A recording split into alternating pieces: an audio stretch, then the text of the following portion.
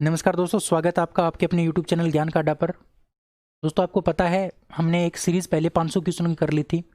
आज से मैं आपके लिए दूसरी सीरीज़ स्टार्ट कर रहा हूं, यानी कहने का मतलब दूसरा पार्ट स्टार्ट कर रहा हूं कि पिछला जो पार्ट था उसमें अच्छा रिस्पॉन्स आपका मिला और आपके काम की चीज़ भी मैंने करवाई थी।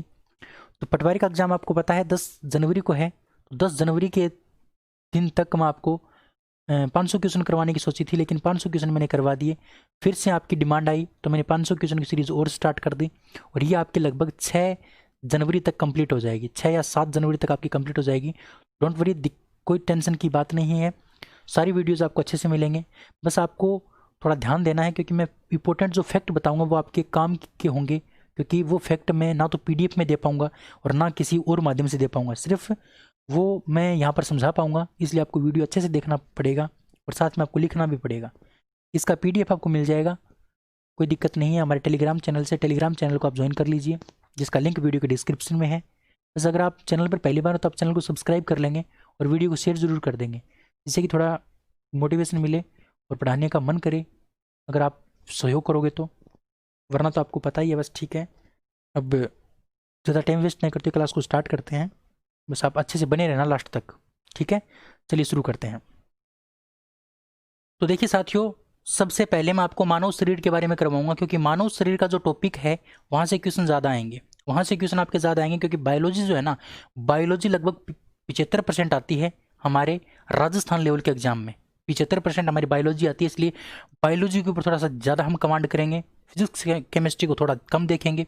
लेकिन पिछली क्लास में, मतलब जो पिछली मैंने सीरीज़ करवाई थी, उसमें लगभग मैंने आपको जो 250 क्वेश्चन जो थे वो आपके फिजिक्स और केमिस्ट्री के थे और 250 क्वेश्चन बायोलॉजी के थे। लेकिन इसमें थोड़ा सा वेटेज ज़्यादा रखेंगे हम बायोलॉजी का, और फिजिक्स केमिस्ट्री का वेटेज थोड़ा कम रखेंगे, ठीक है। बात से एग्री हो तो एक बार वीडियो को लाइक कर दो, शेयर कर दो अपने दोस्तों तक। हम क्लास को स्टार्ट करते हैं पहले क्वेश्चन से। और आज हमारा जो टॉपिक होने वाला है प्यारे साथियों, वो मानव शरीर का टॉपिक होने वाला है। मानव शरीर में आपका रक्त परिसंचरण तंत्र, रक्त परिसंचरण तंत्र से संबंधित क्वेश्चन मैं आपको करवाने वाला हूँ। चलिए स्टार्ट करते हैं क्लास को। तो क्वेश्चन नंबर 1 से स्टार्ट करेंगे। बहुत अच्छे से आपको समझना है, एक एक बात को बहुत अच्छे से समझ के चलना है। तो पहला क्वेश्चन आपके सामने है। पहला क्वेश्चन आपकी स्क्रीन के ऊपर आ चुका है। देखिए, सामान्य वयस्क व्यक्ति के हृदय का वजन कितना होता है? जो वयस्क व्यक्ति होता है, सामान्य व्यक्ति, उसके हृदय का वजन कितना होता है? तो प्यारे साथियों, व्यक्ति के अंदर 2 प्रकार के प्राणी आते हैं। एक प्राणी तो पुरुष होता है और एक प्राणी आपका होता है क्या? महिला। लेकिन जब भी बात व्यक्ति की आती है तो हमारा दिमाग कहाँ जाता है? हमारा दिमाग सीधा सीधा पुरुष के ऊपर जाता है। और बात भी सही है प्यारे साथियों, व्यक्ति यानी पुरुष। अगर यहाँ पर महिला का पूछता तो आपको महिला नाम देता, लेकिन अगर आपको व्यक्ति दे दे तो आपको ध्यान रखना है, पुरुष का आपको क्या पूछा है? हृदय का वजन पूछा है। तो पुरुष के हृदय का वजन 300 ग्राम होता है। कितने ग्राम होता है? 300 ग्राम। महिला की बात करते हैं तो महिला का होता है 250 ग्राम। 250 ग्राम हृदय का वजन महिला का होता है और पुरुष के हृदय का वजन 300 ग्राम होता है। दोनों बात आपको ध्यान रखनी है।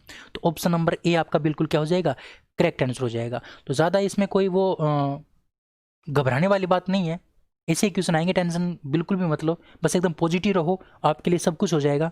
आपने जो सोच रखा है वो सब कुछ हो जाएगा, अगर आप पॉजिटिव हैं तो अपने लक्ष्य के प्रति, ठीक है। चलिए अगला क्वेश्चन। हृदय को घेरे रहने वाली झिल्ली क्या कहलाती है?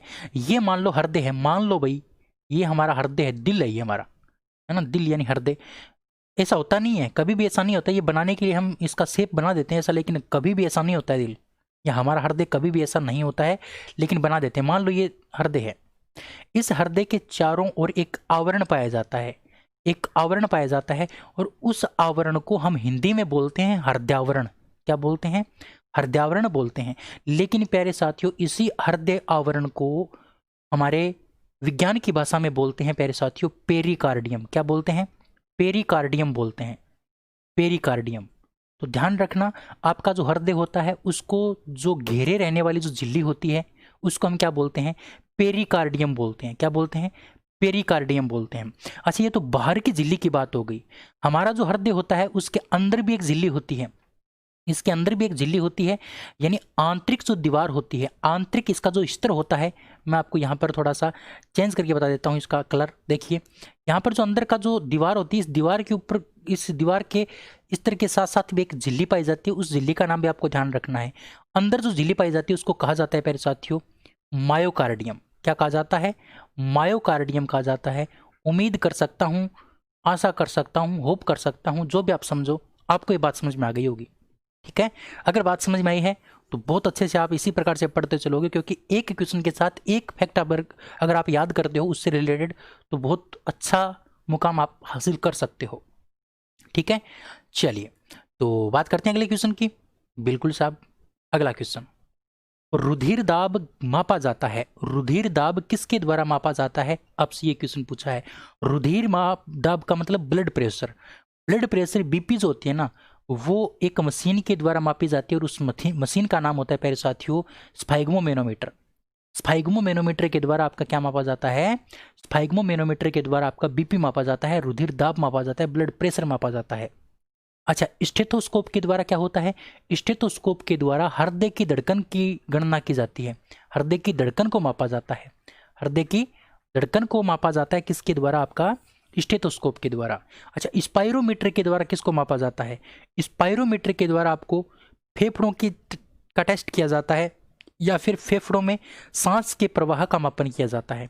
फेफड़ों के अंदर सांस के प्रवाह का, फेफड़ों में सांस के प्रवाह का मापन, सांस के प्रवाह का मापन, यानी कितनी सांस अंदर जा रही है, कितनी सांस बाहर आ रही है, इसकी गणना करने के लिए, इसके प्रवाह का मापन करने के लिए हम किसका उपयोग करते हैं? स्पाइरोमीटर का उपयोग करते हैं। तो ये बात भी आपको ध्यान रखनी है। अच्छा, हीमोग्लोबिनोमीटर, इसके द्वारा हीमोग्लोबिन की जांच की जाती है। ये बात आपको ध्यान रखनी है। उम्मीद कर सकता हूँ आपको बात समझ में आ गई होगी। अगला क्वेश्चन है कि एक सामान्य वयस्क व्यक्ति में रुधिर दाब कितना होता है? अच्छा, रुधिर दाब आपसे पूछा है, ब्लड प्रेशर आपसे पूछा है, तो ब्लड प्रेशर दो प्रकार का होता है। एक होता है प्यारे साथियों प्रकुंचन, और एक होता है अनुशिथिलन। एक होता है आपका अनुशिथिलन। अनुशिथिलन, प्रकुंचन का मतलब होता है सिकुड़ना।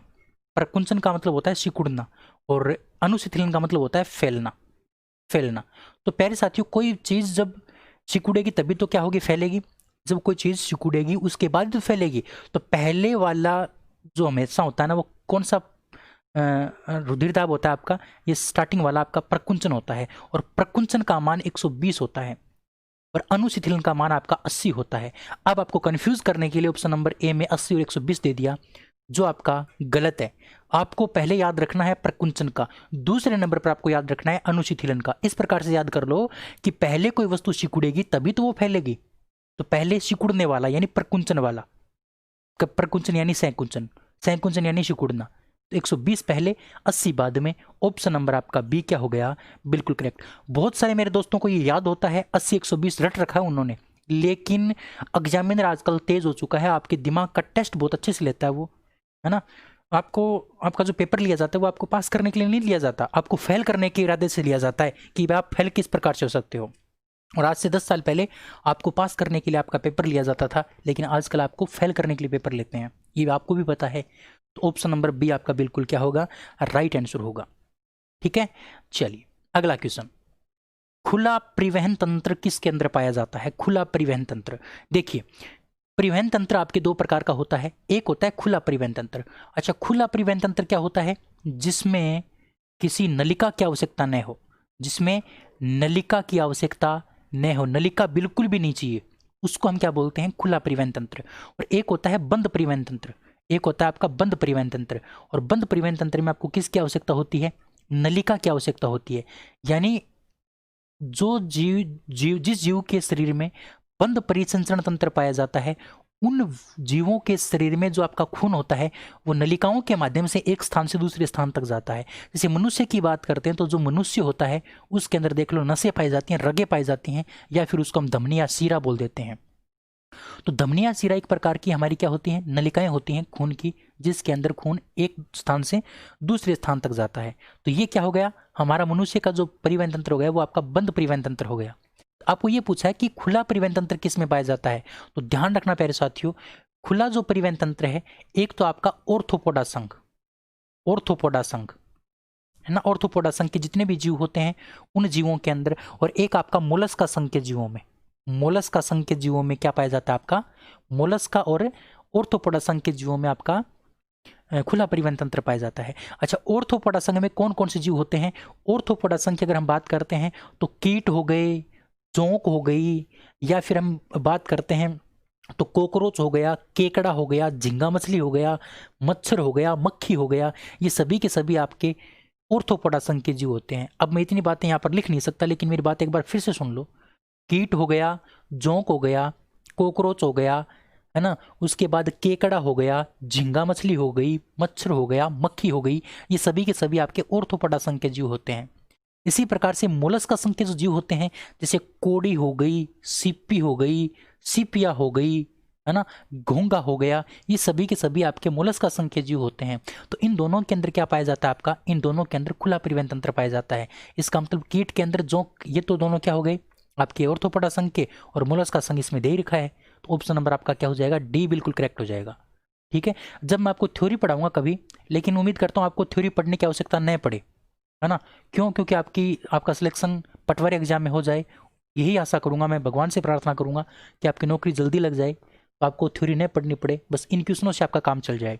ठीक है, लेकिन फिर भी आप में से बहुत सारे ऐसे होंगे जिनको पढ़ना पड़ेगा दोबारा, तो उनको मैं थ्योरी पढ़ाऊंगा ना, तो ज़बरदस्त थ्योरी पढ़ाऊंगा, एक भी क्वेश्चन बाहर नहीं जाएगा साइंस से किसी भी एग्जाम में, मैं आपसे दावा करता हूँ। वैसे एक बार विश्वास करके देखिए। ठीक है, चलिए अगला क्वेश्चन है कि केंचुआ एनालिडा वर्ग में आता है, इसके अंदर कैसा रुधिर परिवहन तंत्र पाया जाता है? तो प्यारे साथियों ध्यान रखना, जो केंचुआ होता है वो एक प्रकार का आपका क्या होता है प्यारे साथियों? विकसित प्राणी होता है। क्या होता है? विकसित प्राणी। केंचुआ एक विकसित प्राणी होता है। तो जो विकसित जीव होते हैं उनके शरीर में बंद परिवहन तंत्र पाया जाता है। जैसे विकसित प्राणियों की बात करते हैं, जैसे मछली हो गया, मेंढक हो गया, सर्प, पक्षी, केंचुआ, है ना, जितने भी स्तनधारी होते हैं जैसे भेड़, बकरी, ऊंट, मनुष्य, ये सभी के सभी के अंदर क्या पाया जाता है आपका? इन सभी के अंदर बंद परिवहन तंत्र पाया जाता है। क्या पाया जाता है? बंद परिवहन तंत्र पाया जाता है, यानी इनके अंदर जो खून होता है वो नलिका के माध्यम से एक स्थान से दूसरे स्थान तक जाता है। लेकिन आपको मनुष्य के बारे में एक बात ध्यान रखनी है। मनुष्य के बारे में आपको एक बात सॉरी मनुष्य के बारे में एक बात आपको ध्यान रखनी है कि जो मनुष्य होता है प्यारे साथियों, उसके अंदर बंद परिवहन तंत्र तो होता ही होता है, लेकिन इसके साथ साथ में दोहरा परिवहन तंत्र भी होता है। ये बात आपको ध्यान रखनी पड़ेगी प्यारे साथियों। मनुष्य में बंद परिवहन तंत्र के साथ साथ दोहरा परिवहन तंत्र पाया जाता है। दोहरा मतलब 2 बार खून आता है हमारे हृदय के अंदर, एक बार रक्त शुद्ध आता है, एक बार अशुद्ध आता है, इसीलिए दोहरा परिवहन तंत्र बोल देते हैं मनुष्य के परिवहन तंत्र को। ठीक है, बिल्कुल। तो उम्मीद कर सकता हूं बात आपको समझ में आ गई होगी। अगला क्वेश्चन, प्रथम हृदय ध्वनि क्या कहलाती है? प्रथम हृदय ध्वनि। अच्छा, हृदय से 2 ध्वनियां निकलती हैं, 3 ध्वनियां निकलती हैं। देखिए, एक तो आवाज निकलती है आपकी लब नाम की आवाज, एक तो बोलते हैं लब, एक को बोलते हैं डप, और एक को बोलते हैं प्यारे साथियों मरमर, जिसको फुसफुसाहट भी बोलते हैं, मरमर। ये 3 आवाजें होती हैं, 3 ध्वनियां होती हैं आपके हृदय से। मेरे हृदय से भी, आपके हृदय से भी 3 प्रकार की ध्वनियां निकलती हैं। अच्छा, लब क्या होता है? तो लब जो है ना, वो किससे संबंधित है प्यारे साथियों? प्रकुंचन से संबंधित है। एक बात आप इस बात की गांठ बांध लो, ये किससे संबंधित है? प्रकुंचन से संबंधित। 1 नंबर बात। जो लब है वो प्रकुंचन से संबंधित है, डप है वो किससे संबंधित है? अनुशिथिलन से संबंधित है। अनुशिथिलन। प्रकुंचन को कहते हैं सिस्टोल, प्रकुंचन को हम सिस्टोल बोलते हैं, है ना, प्रकुंचन को सिस्टोल बोलते हैं, और अनुशिथिलन को हम क्या बोलते हैं? डाइस्टोल बोलते हैं। क्या बोलते हैं? डाइस्टोल। अब ये नाम भी आपको याद रखने पड़ेंगे, कभी कभी इंग्लिश में दे देता है। ठीक है, अच्छा, प्रकुंचन का मतलब क्या हो गया? लब का मतलब क्या हो गया? कि जब प्रकुंचन होता है, जब प्रकुंचन होता है, जैसे मान लो ये कोई वस्तु है, मान लो जब ये इस प्रकार से सिकुड़ेगी, तो ये जब सिकुड़ेगी ना, तो सिकुड़ने के लास्ट में जब ये पूरी सिकुड़ जाएगी, पूरी सिकुड़ने के बाद में एक आवाज आती है, पूरी सिकुड़ने के बाद में एक आवाज आती है, यानी पूरा इसका सिस्टोल होने के बाद पूरा सिस्टोल होने के बाद, पूरा प्रकुंचन होने के बाद यहां से एक आवाज आती है, और उस आवाज को हम क्या बोलते हैं? लब बोलते हैं। यानी पूरा प्रकुंचन होने के अंत में, यानी पूरा सिस्टोल होने के अंत में एक आवाज आती है, एक ध्वनि आती है, एक साउंड आता है, उसको हम क्या बोलते हैं? लब बोलते हैं। उसको हम क्या बोलते हैं? लब बोलते हैं। अब बात आती है डप की। डप की अगर हम बात करें तो जो डप आवाज होती है वो आपका डाइस्टोल से संबंधित होता है, यानी जब कोई वस्तु है, जैसे मान लो ये कोई वस्तु है, जब ये वस्तु सिकुड़ रखी है इस प्रकार से, सिकुड़ के इस प्रकार से वस्तु है, लेकिन जब ये पूरी खुलेगी तो एक क्या होगा, इससे आवाज़ आएगी, उस आवाज़ को हम क्या बोल देते हैं, डप बोल देते हैं। तो जो डप है वो आपका डायस्टोल से संबंधित होता है और आपका जो लब है वो आपका सिस्टोल से संबंधित होता है। तो इसमें देखो डप वाला तो आपका हो ही नहीं सकता, दोनों ही, क्यों, क्योंकि यहाँ पर प्रकुंचन दे रखा है। तो डप तो आपका अनुशिथिलन से संबंधित है, इसलिए आपका प्रकुंचन वाला, ये तो दोनों गलत हो गए। अब इनमें से आपको देखना कौन सा सही है। अब देखो यहाँ पर दे रखा है सिस्टोल के प्रारंभ में और सिस्टोल के अंत में। मैंने क्या बताया कि जब कोई वस्तु सिकुड़ जाती है, पूरी सिकुड़ जाती है, उसके अंत में आवाज़ आती है, तो अंत वाला बिल्कुल आपका क्या हो जाएगा, सही हो जाएगा। ऑप्शन नंबर ए आपका क्या हो जाएगा, बिल्कुल करेक्ट हो जाएगा। ठीक है, तो उम्मीद कर सकता हूँ आपको ये बात समझ में आ गई होगी प्यारे साथियों, बड़ी इंपॉर्टेंट बात मैंने आपको बताई है। अच्छा, अब रह गई आपकी कौन सी, अब आपकी रह गई मरमर। मरमर की ध्वनि आपकी रह गई। अच्छा, मरमर की ध्वनि क्या होती है, जब हमारे कपाट, कपाट का मतलब क्या है, आपका जो नीले और जो अलिंद होता है उसके मध्य एक कपाट पाया जाता है, दायां कपाट बायां कपाट, तो वो कभी कभी दोषपूर्ण हो जाते हैं, उनमें कुछ ना कुछ दिक्कत आ जाती है। किसके अंदर, कपाट के अंदर, कपाट में दिक्कत आ जाती है, वो कपाट क्या हो जाते हैं, दोषपूर्ण हो जाते हैं, जिसके कारण उसमें से क्या आती है, एक ध्वनि आती है, उसको बोलते हैं, उसमें से एक ध्वनि आती है, उसको बोलते हैं मरमर की ध्वनि। ठीक है, तो ये क्वेश्चन आगे भी आपके आएगा, टेंशन मत लो, बता दूंगा। तो बातें आपको मैं सारी बताऊंगा, बिल्कुल आपको अच्छे से पढ़ना है। ठीक है, चलिए अगला क्वेश्चन है कि हर्ट यानी हृदय के किस कक्ष में सबसे मोटी पेशीय भित्ति पाई जाती है। सबसे मोटी पेशीय भित्ति किस कक्ष में पाई जाती है। तो प्यारे साथियों, कक्ष आपके 4 होते हैं। मनुष्य के हृदय में कक्ष 4 होते हैं। एक तो इस प्रकार से ऊपर होता है, मैं बना के चित्र नहीं बताऊंगा, मैं थोड़ा सा आपको समझा देता हूँ। इस प्रकार से 2 तो आपके ऊपर होते हैं और 2 आपके इस प्रकार से नीचे होते हैं। ये जो ऊपर वाले होते हैं, ऊपर वाले तो होते हैं आपके, ये होते हैं आलिंद, ये आपके आलिंद होते हैं, एक दायां आलिंद, एक हो गया आपका बायां आलिंद। और नीचे वाले क्या होते हैं, नीले होते हैं, नीले होते हैं। कभी भी प्यारे साथियों अगर आप देखोगे ना, चित्र देखोगे किसका, हृदय का, हृदय का चित्र देख लेना। हृदय का अगर आप चित्र देखोगे ना, तो ऊपर की जो दीवारें होती हैं, ऊपर की दीवारें, यानी कहने का मतलब ऊपर वाले जो आपके आलिंद होते हैं उनकी दीवारें क्या होती हैं, आलिंद की दीवारें पतली होती हैं और नीले की दीवारें मोटी होती हैं। इस प्रकार से, जैसे मैं एक आपको उदाहरण के रूप में इस प्रकार से बताता हूँ, यानी ये आपका हृदय हो गया। ठीक है, इसके चारों ओर इस प्रकार से एक दीवार पाई जाती है। तो यहाँ पर तो ये दीवार पतली होती है, लेकिन जैसे जैसे हम इस प्रकार जाते हैं तो ये इस प्रकार से जाके इस प्रकार का हो जाता है हमारा हृदय, इस प्रकार का, इस प्रकार से, इस प्रकार से इसकी बनावट होती है। आप हृदय को देखना, इसी प्रकार की बनावट होती है। तो ये जो ऊपर वाले 2 होते हैं, ऊपर वाले 2 इस प्रकार से, है ना, ऊपर वाले जो 2 होते हैं, एक आपका ये हो गया, एक इधर वाला हो गया, और एक आपका ये हो गया, एक ये हो गया, यानी 4 हो गए। तो ऊपर वाले जो होते हैं ये तो आलिंद होते हैं, तो आलिंद की दीवारें तो ये पतली हैं दोनों साइड, लेकिन नीले की दीवारें देखो ये थोड़ी मोटी हो गई, ये तो बहुत ही ज़्यादा मोटी है। तो ये सबसे ज़्यादा भित्ति मोटी किसके अंदर पाई जाती है, तो इसके अंदर पाई जाती है, और इसे कहा जाता है प्यारे साथियों बायां आलिंद। क्या कहा जाता है, सॉरी, बायां नीले कहा जाता है। क्या कहा जाता है, बायां नीले कहा जाता है। तो बाएं नीले की जो दीवार होती है वो सबसे मोटी होती है। ऑप्शन नंबर आपका डी क्या हो जाएगा, करेक्ट आंसर। अगर ये चित्र अगर आपके ध्यान में है तो आप आराम से कर सकते हैं। अब बहुत सारे मैथमेटिशियन ये भी बोल सकते हैं कि सर आपने इसको बायां क्यों बता दिया। तो प्यारे साथियों, गणित के अंदर, मैथ के अंदर तो दायां इस साइड होता है, यानी ये आपका बराबर है, तो मैथ में तो दायां ये होगा और विज्ञान में आपका दायां ये होगा, उल्टा होता है। जिस साइड मैथ में दायां होता है उस साइड विज्ञान में बायां होता है। ध्यान रखना ये बात, हमेशा इस बात को ध्यान ही रखना पड़ेगा आपको। ठीक है ना, बड़ी इंपॉर्टेंट बात मैंने आपको बता दी है। चलिए अगला क्वेश्चन, 9 नंबर क्वेश्चन है कि कोलेस्ट्रॉल के जमने के कारण, कोलेस्ट्रॉल के जमने के कारण धमनियों की कठोरता को क्या कहते हैं। यानी हमारी जो धमनियां होती हैं, ये मान लो इस प्रकार से धमनी है, इस धमनी के अंदर कोलेस्ट्रॉल की मात्रा बढ़ गई, जिसके कारण ये धमनी क्या हो गई, कठोर हो गई। तो इस कठोरता को क्या कहा जाता है, तो ध्यान रखोगे आप अच्छे से, इस कठोरता को कहा जाता है एथेरोस्क्लेरोसिस। क्या कहा जाता है, एथेरोस्क्लेरोसिस कहा जाता है। ऑप्शन नंबर आपका सी बिल्कुल क्या हो जाएगा, करेक्ट आंसर हो जाएगा। अच्छा, स्टेनोसिस की अगर बात करते हैं तो स्टेनोसिस का हिंदी में अर्थ होता है संकीर्णता। संकीर्णता यानी कोई भी हमारा अंग होता है शरीर का, उसमें अगर संकीर्णता आ जाती है, उसमें क्या आ जाती है, संकीर्णता का मतलब वो सिकुड़ जाता है, तो उस अवस्था को हम क्या बोलते हैं, स्टेनोसिस बोलते हैं। क्या बोलते हैं, स्टेनोसिस बोलते हैं। अब दूसरी बात है थ्रोम्बोसिस की करते हैं। थ्रोम्बोसिस का मतलब ये है, सॉरी, थ्रोम्बोसिस का मतलब ये है कि हमारा जो भी हमारी कोई भी नस है, कोई भी नस है, उस नस के अंदर क्या हो जाता है, खून जम जाता है। खून जम जाता है तो उस अवस्था को हम क्या बोलते हैं, नसों में खून जमने को हम बोलते हैं थ्रोम्बोसिस। नसों के अंदर, धमनियों के अंदर हमारे कोलेस्ट्रॉल के जमने को हम बोलते हैं एथेरोस्क्लेरोसिस। ठीक है। और स्टेनोसिस मैंने आपको बता दिया संकीर्णता, यानी कोई भी अंग में संकीर्णता आ जाती है, वो सिकुड़ जाता है, तो उस अवस्था को बोलते थे संकीर्णता या फिर स्टेनोसिस। चलिए अगला क्वेश्चन 10 नंबर।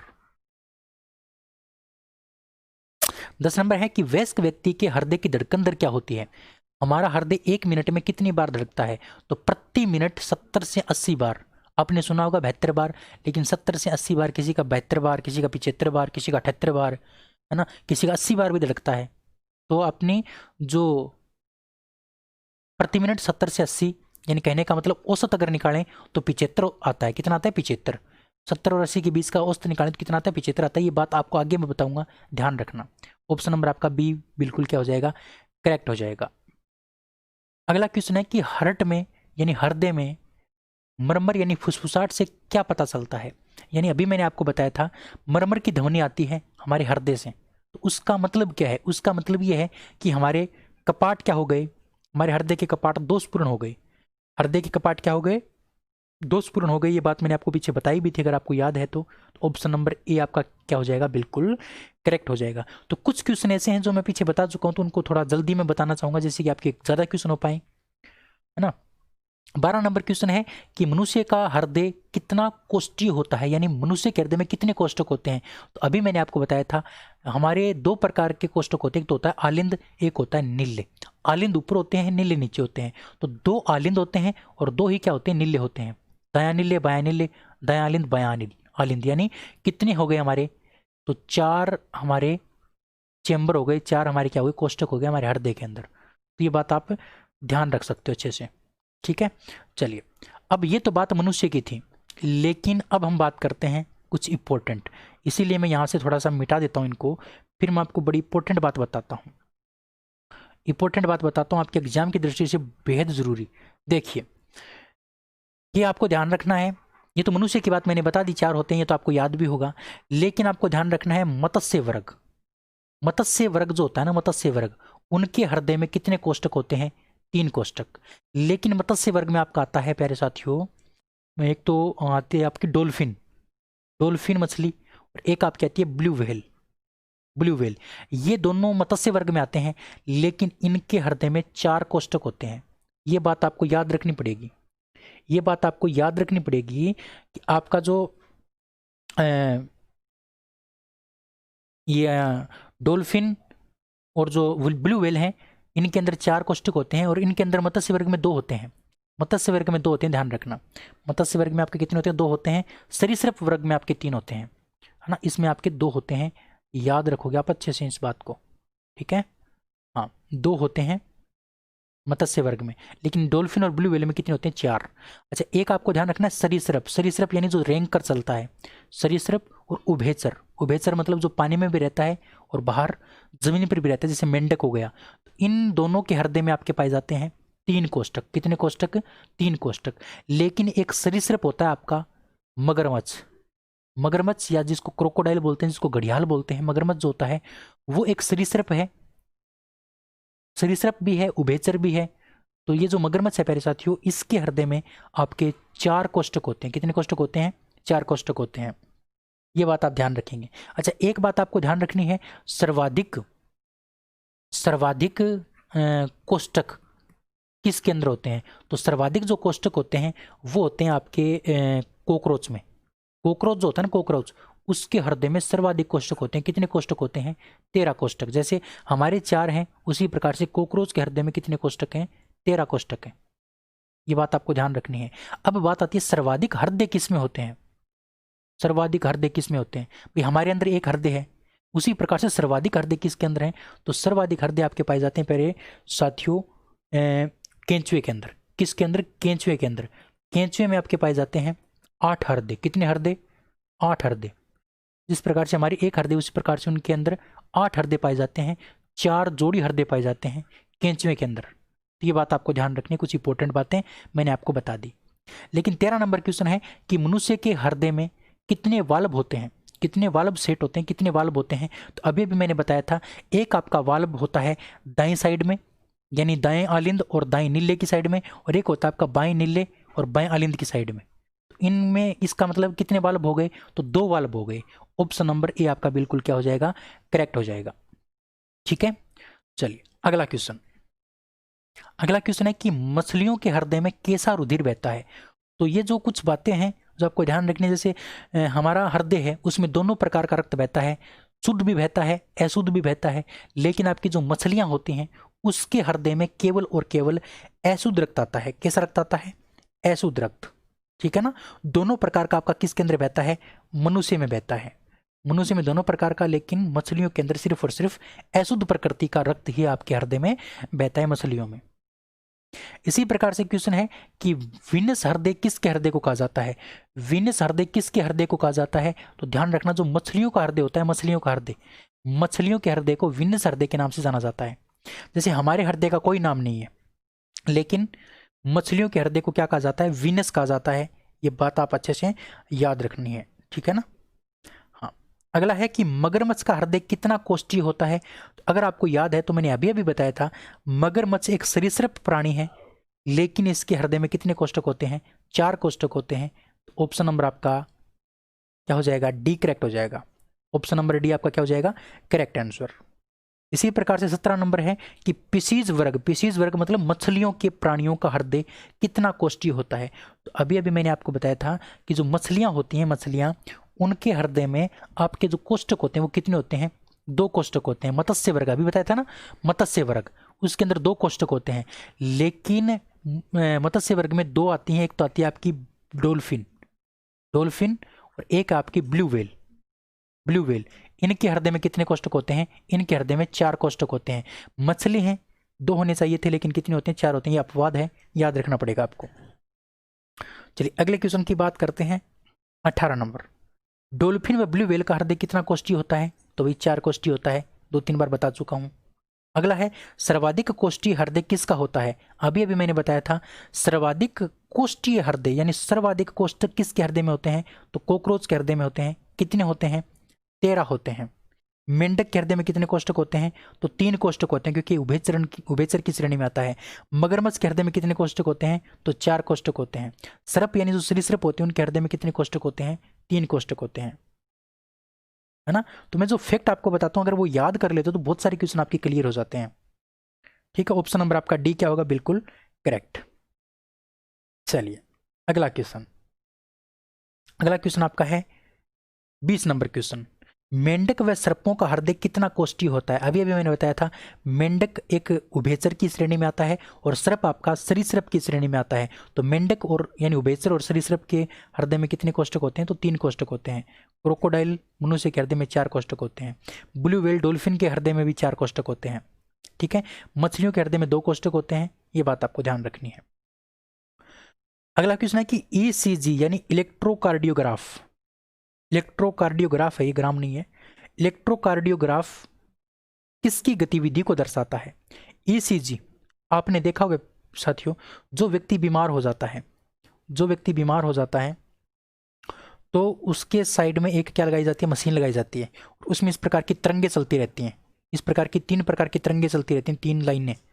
उनको क्या कहा जाता है? ईसीजी कहा जाता है। ईसीजी वो क्या होती है? हमारे हृदय की धड़कन को मापती है। किसकी धड़कन को? हृदय की धड़कन को मापने का काम करती है ईसीजी। तो हमारा इलेक्ट्रोकार्डियोग्राफ किससे संबंधित होता है? तो हृदय से संबंधित होता है। ध्यान रखना आप, ऑप्शन नंबर बी बिल्कुल आपका क्या हो जाएगा? Correct answer. हृदय की गति का क्या करता है ईसीजी? हृदय की गति का मापन करता है, गति का मापन, हृदय की गति का मापन करता है। अच्छा, ईसीजी की खोज किसने की थी? ईसीजी की खोज की थी एंथोवोन ने ईसीजी की खोज की थी। ये बात भी आपको ध्यान रखनी है। उम्मीद कर सकता हूं बात आपको समझ में आ गई होगी। अगला क्वेश्चन, विश्व में प्रथम हृदय प्रत्यारोपण किसके द्वारा किया गया था? 3 दिसंबर 1967 को। 3 दिसंबर 1967 के दिन विश्व के अंदर सर्वप्रथम प्रत्यारोपण किया गया था हृदय का। एक व्यक्ति से हृदय निकाल के दूसरे व्यक्ति में डाला गया था। तो ये सबसे पहले किसके द्वारा किया गया था? ये क्वेश्चन आपसे पूछा है। तो ये जो किया गया था, ये आपका किया गया था किसके द्वारा? डॉक्टर क्रिश्चियन बर्नार्ड के द्वारा। डॉक्टर क्रिश्चियन बर्नार्ड के द्वारा ये किया गया था। ऑप्शन नंबर बी आपका बिल्कुल करेक्ट हो जाएगा। अब ये कुछ खोज वगैरह होती है, इनको याद करना पड़ता है, इनका इलाज नहीं है कोई, ठीक है, तो ये बात भी आपको ध्यान ही रखनी पड़ेगी। चलिए अगले क्वेश्चन की ओर बढ़ते हैं। नेक्स्ट क्वेश्चन की बात करते हैं 23 नंबर क्वेश्चन की। 23 नंबर क्वेश्चन है कि निम्न में से किसको हृदय का प्रारंभिक पेसमेकर कहा जाता है? तो प्रारंभिक जो पेसमेकर है वो कहा जाता है एस ए नोड को, sino atrial node. S A node को पेसमेकर के नाम से भी जाना जाता है, हृदय का पेसमेकर एस ए नोड, ठीक है, साइनो एड्रियल नोड। इस साइनो एड्रियल नोड के बारे में, पेसमेकर के बारे में आपको डिटेल से बताऊंगा जब आपको थ्योरी करवाऊंगा, लेकिन अब ध्यान रखना हृदय का प्रारंभिक पेसमेकर एस ए नोड, हृदय का प्रारंभिक पेसमेकर एस ए नोड, ठीक है। चलिए अगला क्वेश्चन है 24 नंबर क्वेश्चन कि हृदय का कार्य क्या है, हृदय क्या काम करता है? तो आपको पता है हृदय तो रुधिर को विभिन्न अंगों में पंप करने का काम करता है, रुधिर को विभिन्न अंगों में पंप करने का काम करता है। उसके पास जो रुधिर होता है उसको पंप करते रहता है पूरे दिन 24 घंटे पंप करने का काम करता है। ऑप्शन नंबर डी आपका बिल्कुल करेक्ट है। अब अगर ऐसे क्वेश्चन आ जाएंगे तो ये मान लो आपके लिए लॉटरी निकल गई, क्योंकि ऐसे क्वेश्चन हर किसी के एग्जाम में नहीं आते हैं, बहुत रेयर चांस है ऐसे क्वेश्चन आने के, लेकिन फिर भी चलो आ जाएं इसलिए मैंने करवा दिया, और बहुत सारे दोस्तों को तो आता भी नहीं था शायद। अगला क्वेश्चन है कि रक्त दाब का नियंत्रण कौन करता है? ब्लड प्रेशर यानी रक्त दाब का नियंत्रण कौन करता है? तो ध्यान रखेंगे ब्लड प्रेशर या फिर रक्त दाब का जो नियंत्रण करता है वो कौन सी ग्रंथि करती है? तो इसका जो करेक्ट आंसर आपका हो जाएगा वो हो जाएगा ऑप्शन नंबर ए, एड्रिनल ग्रंथि। एड्रिनल ग्रंथि हमारे रक्त दाब का नियंत्रण करती है, क्योंकि एड्रिनल ग्रंथि से निकलने वाला जो हार्मोन होता है एड्रीनलिन हार्मोन, वो संकटकालीन परिस्थितियों में तैयार करने का काम करता है, जिसके कारण हमारा रक्त दाब बढ़ता है या फिर घटता है, उसका नियंत्रण हमारी एड्रिनल ग्रंथि करती है ना। डर जब हमें लगता है तो हमारा रक्त दाब बढ़ जाता है, बीपी हाई हो जाती है, लो हो जाती है, तो उसको नियंत्रित करने का काम हमारा एड्रिनल ग्रंथि करती है। इसलिए ऑप्शन नंबर ए आपका बिल्कुल क्या हो जाएगा करेक्ट आंसर। वैसे मैं ग्रंथियों के बारे में सारी बातें बता चुका हूँ तो ज़्यादा डिस्कस नहीं करूँगा। पीनियल ग्रंथि से आपका थाइमोसिन हार्मोन निकलता है, सॉरी पीनियल ग्रंथि से आपका निकलता है, थायराइड ग्रंथि से निकलता है आपका थायरोक्सिन, थायरोक्सिन हार्मोन है ना, और थाइमस ग्रंथि से आपका निकलता है थाइमोसिन हार्मोन, थाइमोसिन हार्मोन, और पीनियल ग्रंथि से आपका निकलता है, पीयूष ग्रंथि से आपका वो पिट्यूट्राइन हार्मोन हो ही गया। इन पीनियल ग्रंथि से भी निकलता है एक नाम मिलेटोनिन, हाँ melatonin hormone, melatonin hormone, melatonin hormone आपका पीनियल ग्रंथि से निकलता है। ये गले में होती है, ये वक्स यानी हमारे चेस्ट में होती है, ये हमारी वृक्क के ऊपर होती है, और ये हमारे मस्तिष्क में होती है। ये सारी बातें मैं आपको पीछे बता चुका हूँ। अगला क्वेश्चन है मिलान करना है, लेकिन मैं आपको बता रखा है मैंने कि मिलान करने वाला क्वेश्चन मैं आपको पहले से ही सेट करके दे देता हूँ लगभग। तो देखिए रक्तचाप का सामान्य से अधिक होना, यानी सामान्य से अधिक होना, जब अधिक होने की स्थिति होती है तो उसको हम बोलते हैं हाइपरटेंशन। अधिक को हम हाइपर बोलते हैं, कम को हम क्या बोलते हैं हाइपो। इस प्रकार से याद रख सकते हो, देखो इस प्रकार से याद रख सकते हो। हाइपर कितने शब्द हैं? 4 शब्द। तो इसमें अधिक शब्द हैं, इसमें कितने शब्द हैं? 4। इसका मतलब क्या हो गया? अधिक शब्द। एक आपका हाइपो, हाइपो में कितने शब्द हैं? 3। इसका मतलब इसमें क्या है? कम शब्द हैं, कम अंक है, मतलब हाइपो इसमें 3 अंक हैं, इसमें 4 अंक हैं। इसमें 4 अंक इसका मतलब अधिक अंक है, इसमें 3 अंक इसका मतलब कम अंक है। तो हाइपो का मतलब कम और हाइपर का मतलब क्या हो गया? अधिक। तो यहाँ पर आपको अधिक का पूछा था, इसलिए क्या आएगा? हाइपर आएगा। और रक्तचाप का अधिक होना क्या कहलाता है? टेंशन कहलाता है, हाइपर टेंशन, ठीक है। इसी प्रकार से रक्तचाप का सामान्य से कम होना, कम के लिए हम हाइपो लगाएंगे और रक्तचाप के लिए क्या लगाएंगे? टेंशन लगाएंगे। तो हाइपोटेंशन आपका रक्तचाप का कम होना, ठीक है। अगला क्वेश्चन है कि हृदय धड़कन का बढ़ना, हृदय धड़कन बढ़ गई उस स्थिति को बोलते हैं ट्रैकीकार्डिया। तो ये बात तो आपको ध्यान रखनी पड़ेगी, और ये दोनों की दोनों बड़ी इंपॉर्टेंट है आपके एग्जाम के पॉइंट ऑफ व्यू से। हृदय धड़कन का बढ़ना ट्रैकीकार्डिया, हृदय धड़कन का घटना ब्रेडिकार्डियो, ठीक है। हृदय धड़कन का घटना ब्रेडिकार्डियो, हृदय धड़कन का बढ़ना ट्रैकीकार्डियो। चलिए अगला क्वेश्चन है कि मनुष्य का हृदय 1 मिनट में लगभग कितना लीटर रक्त पंप करता है? 1 मिनट में लगभग कितना लीटर रक्त पंप करता है? अब देखिए मैं आपको एक इंपॉर्टेंट बात बताता हूं, समझना कैसे।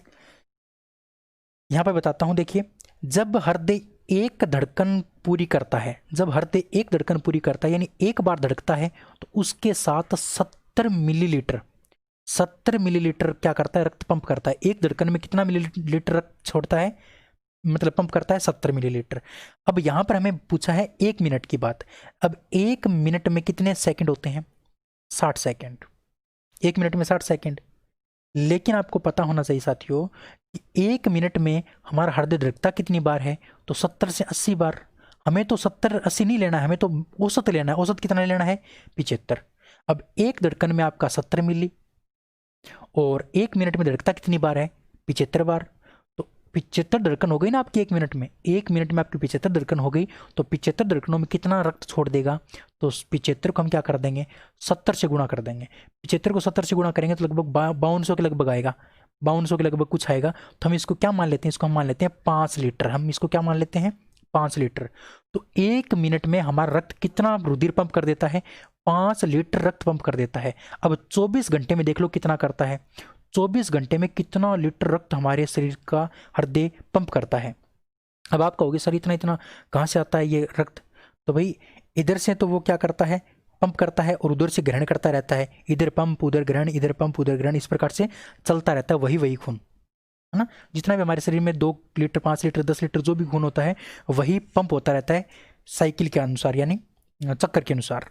ठीक है, तो पूरे 24 घंटे में देख लो कितना पंप करता है। 1 मिनट में 5 लीटर, तो आपका 60 मिनट में कितना हो गया, फिर उसका 24 घंटे के बराबर निकालो तो आपको बहुत ज़्यादा मान आएगा। ठीक है, और ये जो आपका 70 मिलीलीटर होता है, इस संख्या को बोलते हैं स्ट्रोक आयतन।